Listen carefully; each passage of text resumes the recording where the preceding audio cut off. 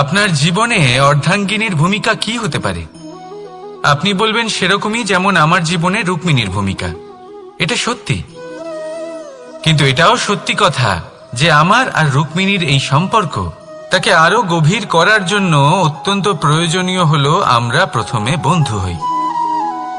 একজন ভালো স্বামী বা স্ত্রী হবার প্রথম পদক্ষেপ বন্ধুত্ব, অর্থাৎ সখা প্রেম। যতক্ষণ না এক স্বামী স্ত্রী নিজেদের সম্পর্কে বন্ধুত্বের মাহাত্ম্য বুঝতে পারবেন না, ততক্ষণ এই সম্পর্ক যেন অপূর্ণ থেকে যাবে। আর তারপর এই সম্পর্কে জন্ম নেয় সেই অনুভূতি, যেমন অধিকার, যেমন অভিমান।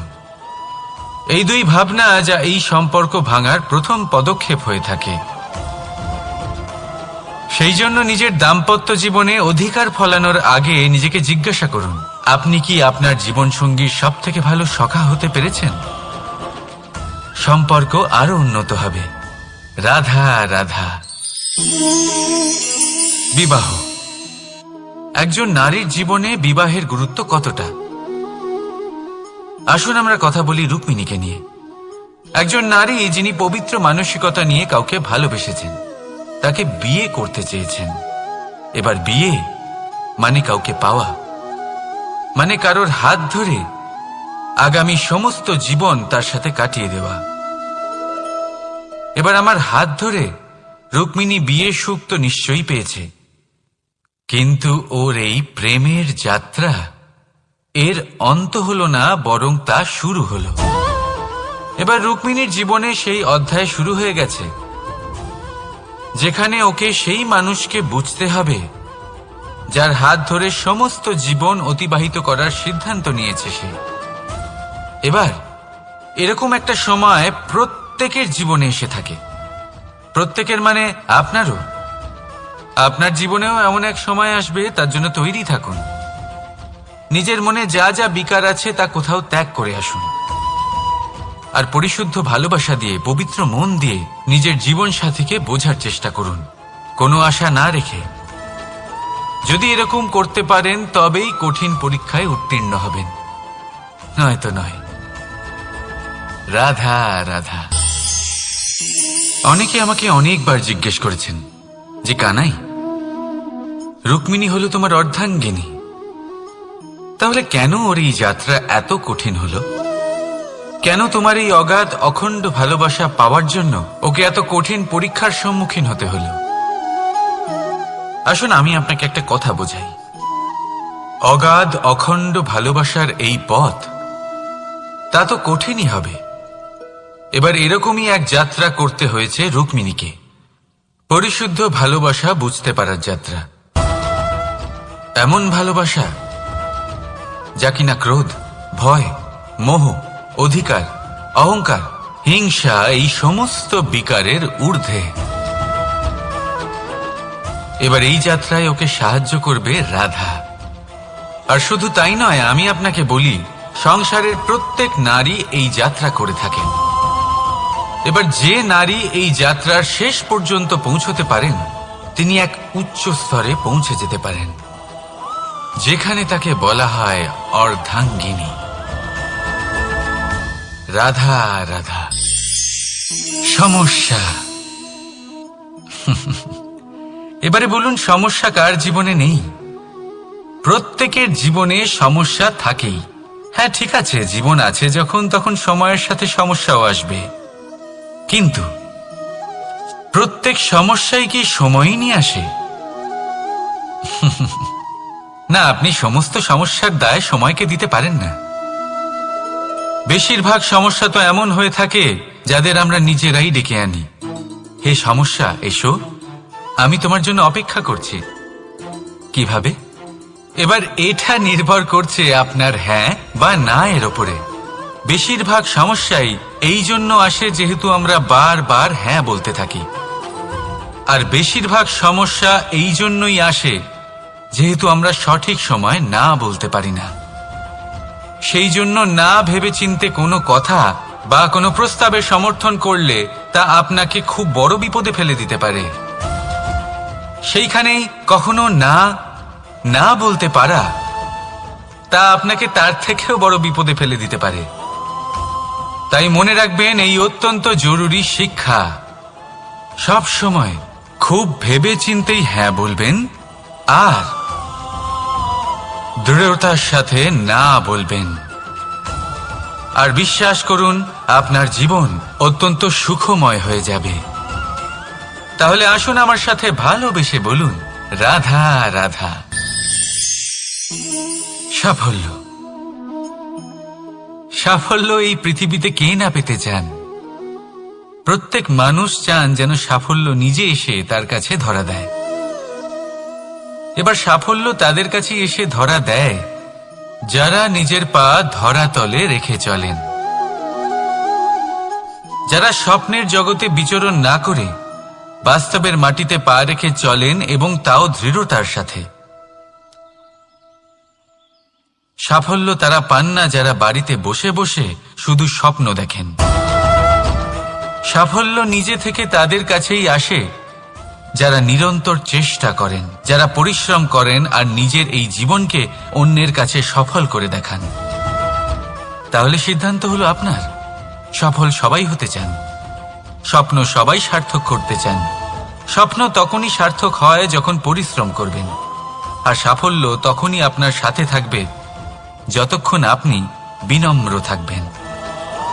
তাহলে আসুন আমার সাথে ভালোবেসে বলুন, রাধা রাধা। এই পুষ্প দেখতে পাচ্ছেন আপনি? কি সুন্দর এই পুষ্প। সবাই চায় এরকম কোনো এক পুষ্প সে নিজের করে নেবে, নিজের কাছে রাখবে। এবার ভাবুন, এই পুষ্প যে সম্মান পায় তা কিসের জন্য পায়? শুধু কি তাকে সুন্দর দেখতে বলে? আসুন আপনাকে একটা কথা বোঝাই। এই ফুল যখন গাছে থাকে তখন এই রূপ আমাদের আকর্ষণ করে। এই ফুল দিয়ে যদি আপনি মালা বানান, কোনো মূর্তিতে দেন, তাহলে তা সম্মানের নিদর্শন হয়।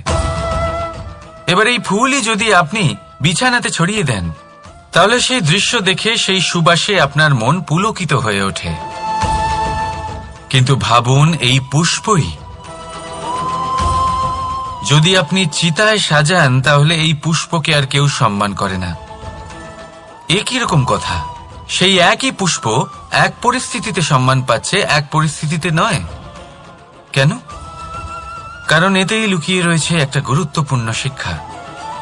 এর সারমর্ম হলো এটাই যে এই সম্মান ব্যক্তি বা বস্তুকে করা হয় না, সম্মান করা হয় সময় এবং পরিস্থিতিকে।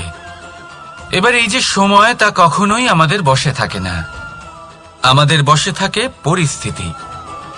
আমাদের পরিস্থিতি কেমন হবে তার সিদ্ধান্ত স্বয়ং আমরাই নিই, আর যেরকম আমাদের পরিস্থিতি হবে সেরকমই আমাদের সম্মান করা হবে। তাহলে আসুন আমার সাথে ভালোবেসে বলুন, রাধা রাধা। আপনি কখনো কোনো ঝর্ণার ধারে বসে থাকুন আর সেই ধ্বনি শুনতে থাকুন।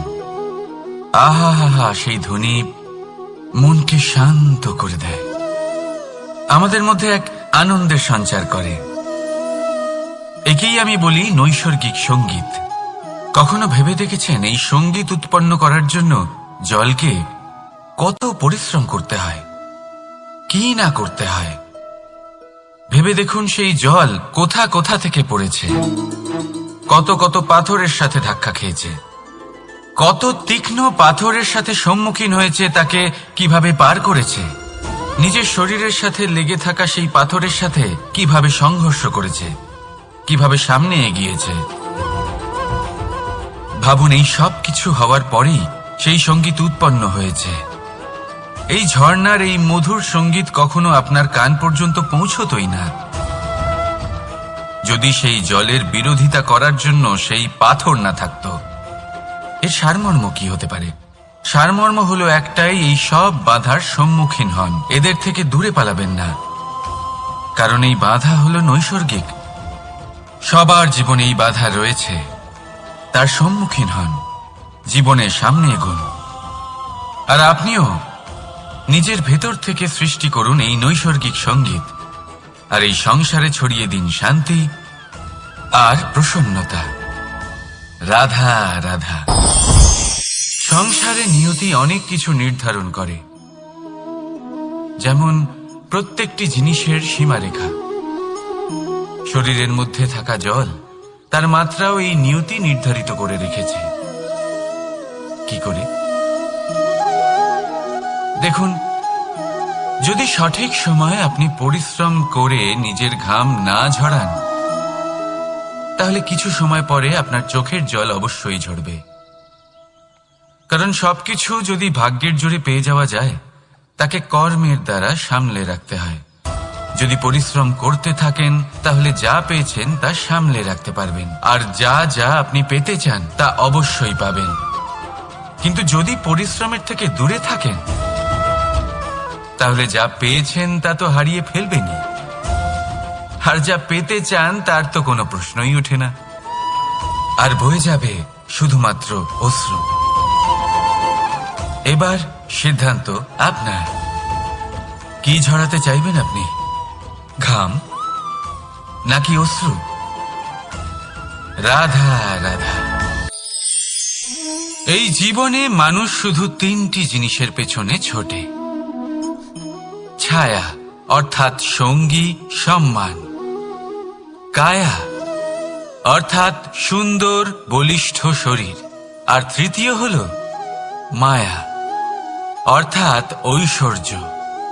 এবার অবাক করার মতো বিষয় হলো, সময় এলে পরে এই তিনটি বস্তুই সবার আগে আপনাকে ত্যাগ করে। অন্ধকারে ছায়া আপনাকে ত্যাগ করে, বার্ধক্যে কায়া আপনাকে ত্যাগ করে, আর অন্তিম সময়ে মায়াও আপনাকে ত্যাগ করে। এগুলো কিছুই কাজে আসে না যার পেছনে আপনি সারা জীবন দৌড়েই যাচ্ছিলেন। যদি কিছু কাজে লাগে, তা হলো আপনার প্রেমপূর্ণ ব্যবহার যা আপনি সংসারকে দিয়েছেন। এ হলো সেই প্রেম যা অন্ধকারে প্রদীপ হয়ে আপনাকে আলো দেবে। এ হলো সেই প্রেম যা বার্ধক্যে হাত রূপে আপনাকে শক্তি দেবে, সহায়তা করবে। আর যখন আপনার কাছে অর্থ থাকবে না, তখন এই প্রেমই আপনাকে সামর্থ্য যোগাবে। জীবনে যদি কিছু উপার্জন করতে চান, তাহলে শুধু প্রেম উপার্জন করুন। যদি আপনিও আমার মতো দূরের কথা ভাবতে চান, তাহলে শুধুমাত্র প্রেম উপার্জন করুন। আর এখন এই প্রেম ভাব নিয়েই বলুন, রাধা রাধা।